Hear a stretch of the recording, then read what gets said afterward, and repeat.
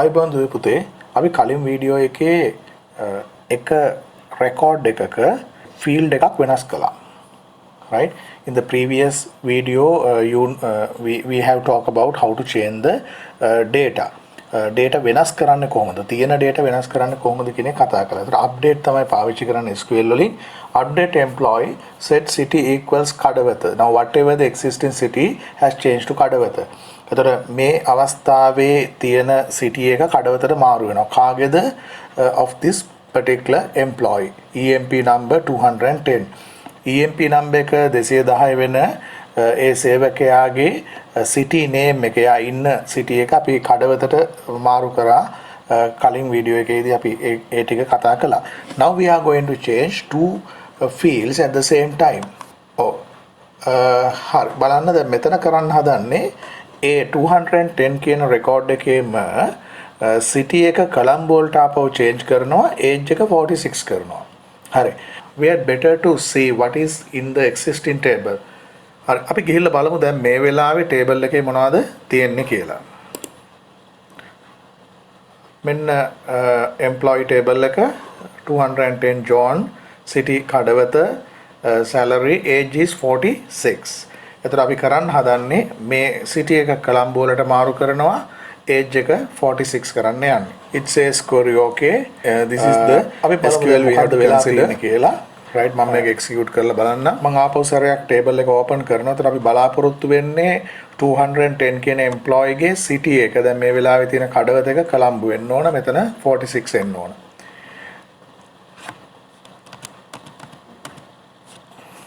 Select all from all employees. We are going to see the total table.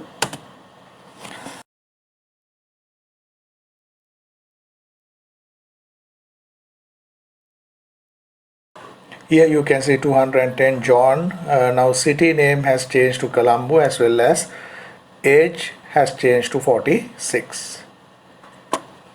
දැන් එමනම් ඔයාලට පැහැදිලි මේ විදිහට අපිට පුළුවන් fields කීපයක් එකපාර change කරන්න. එතකොට set කියලා දෙන්න ඕන පුතේ. හැබැයි එකපාරයි set කියලා ලියන්න. ඊළඟට city equals Colombo, comma, then the second field equals new value, comma, then the third field equals new value. හරි. ඔය විදිහට තමයි modification එක කරන්නේ. දැන් බලන්න මෙතන මොකද වෙන්නේ? update employee set salary equals salary plus salary into 10 divided by 100. අතන මේක තමා මේ තියෙන salary එක තියෙන වැටුප මේ employees ලගේ වැටුප 10%කින් වැඩි කරන ක්‍රමය. right this will affect for all the records. දැන් මේක සම්පූර්ණ table එකේ තියෙන ඔක්කොම records වලට බලපානවා. හරි. එතකොට හැම employee කෙනෙක්ගේම salary එක 10% වලින් increase කරන්න තමයි යන්නේ. හරි. This is the way we increase the salary of each person by 10%. අපි බලමු ඉස්සල්ලාම ඒගොල්ලන්ගේ existing salary එකත් බලමු. මෙතන තියෙනවා අපි දැන් මෙතන 190 මේක 100,000 ලක්ෂයක් වෙනවා මෙයාගේ පඩිය. මෙතන 1,50,000ක් අවසාන රෙකෝඩ් එකේ 1,20,000ක් තියෙනවා. එහෙනම් මම SQL එක run කරන්නම්. මේකේ කියනවා query okay 9 rows affected. This has affected for 9 rows. Yes, because there are 9 rows in the table. මේ වගුව තුල පේලි 9ක් තිබුණ නිසා හැම පේලියකටම effect වෙලා තියෙනවා. දැන් අපි බලමු අලුත් තත්ත්වය මොකක්ද කියලා. ඔයාලට පේනවා 100,000 salary එක 110,000 වෙලා තියෙනවා. එතන මෙතන 10% වලින් වැඩි වෙලා තියෙනවා. ඔක්කොම records ටික එකපාර change වෙලා තියෙනවා. එතන last record එක බලන්න එතන තිබුණේ 240 Gomez එයාගේ salary එක 120,000 1,20,000ක් වුණා. ඒක 10%කින් වැඩි වුණාම 1,32,000ක් විදිහට අලුත් salary එක තියෙනවා. ඉතින් SQL තමයි අපි පාවිච්චි කරන්නේ database එකක තියෙන data එක්ක කටයුතු කරන්න. SQL we are using to interact with the data in a database. Then we are going to change the project employee table. Set hours equals to 15 where employee number 210 and P number equals P1. එතකොට ඔයාලට මතකද මේ table එක මේකේ තිබුණේ employees ලා දැන් projects වල වැඩ කරනවා ඒගොල්ලෝ වැඩ කරන පැය ගණන් තමයි තිබුණේ. ඒතර මේ table එක චුට්ටක් මතක් කරගන්න. This is the table. හරි මේක තමයි වගුව වෙන්නේ.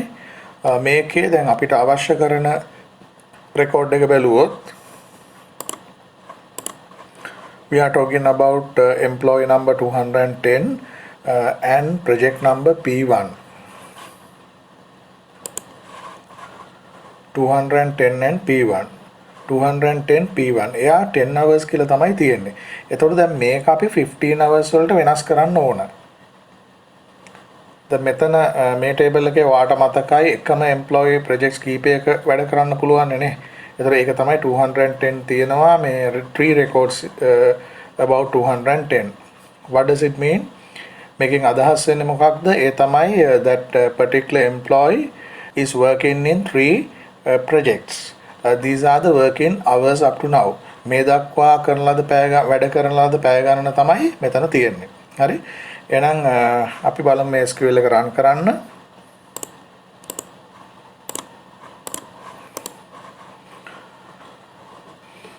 Here we have updated project employee table.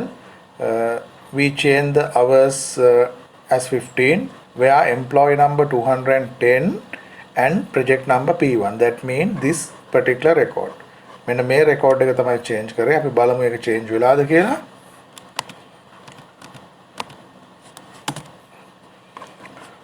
Oh, then what payනවා 210 P1. Now it has changed to 15. This is the way you change the existing records. මේ ආකාරයෙන් තමයි අපි තියෙන දත්ත වෙනස් කරන්නේ. දැන් එතකොට ඔබ මේ ටික ප්‍රැක්ටිකලි කරගෙන යනකොට සමහර දේවල් දැන් තීරණයක් ගන්න අපි හිතමු මේ හැම දැන් උදාහරණයකට P2 කියන ප්‍රොජෙක්ට් එකේ ඉන්න හැම එම්ප්ලොයි කෙනෙක්ගෙම ඒගොල්ලන්ගේ working hours වලට අපි හිතමු අපි 5ක් එකතු කරනවා.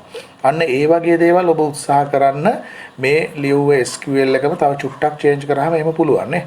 දැන් මම කිව්ව example එකම ගත්තොත් now we are going to add 5 hours for employees those who are working in P2. ඒතර කොහොමද කරන්නේ?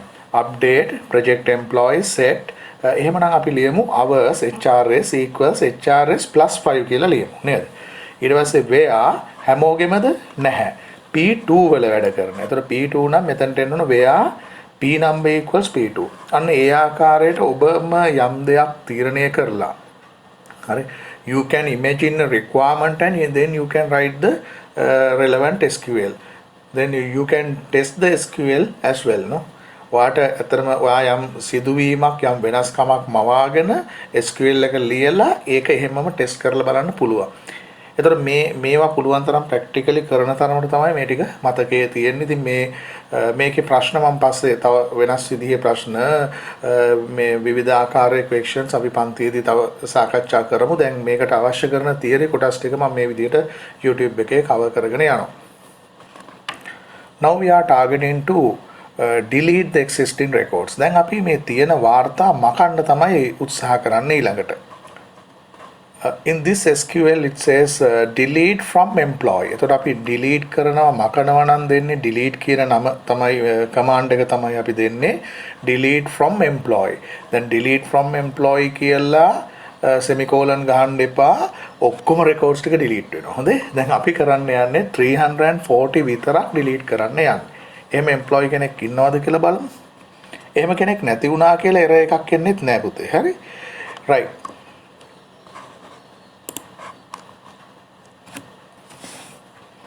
මෙතන ඉන්නවා 340 Gomes Jael මේ last record එක නේද? Now we are going to delete this particular record from the existing table. පවතින වගුවෙන් මේ වාර්තාව ඉවත් කරන්නයි අපි යන්නේ.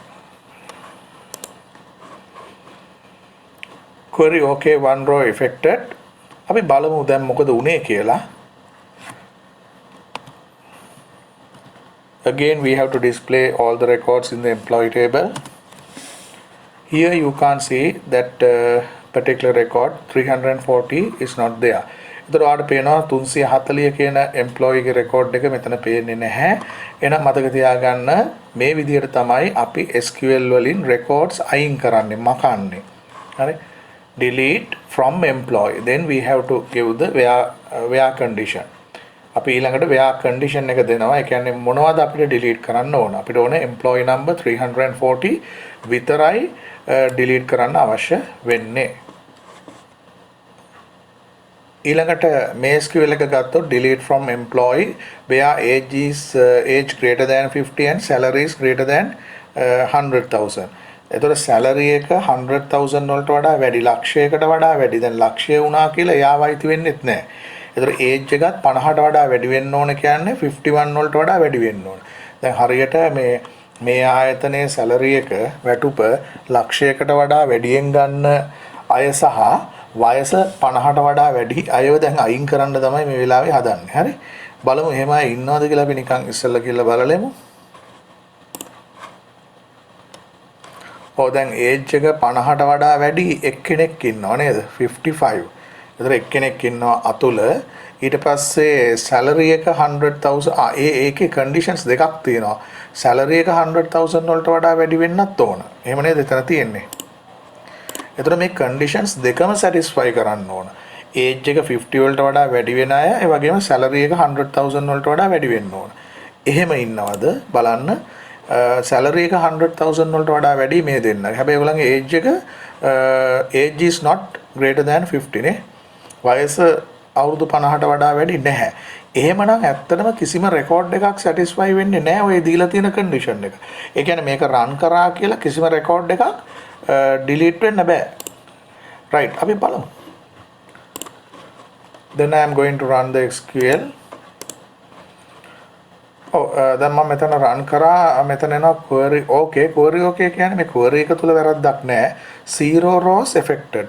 කිසිම row එකකට බලපෑමක් උනේ නැහැ. දැන් අපි දන්නවා මේ condition එකට හරියන විදිහට records තිබුණේ නැහැ. දැන් අපි ගිහිල්ලා ආපහු බලමු ඔක්කොම table එකම. Here we can see all the 9 records. 8 records නේ 9 records තිබුණා. ඒකෙන් එකක් අපි කලින් delete කරානේ 340 මෙතන නැහැ දැන්. ඒතර මේ කිසිම record එකකට බලපෑමක් වුණේ නැහැ මේ දෙවෙනි SQL එක run කරාට.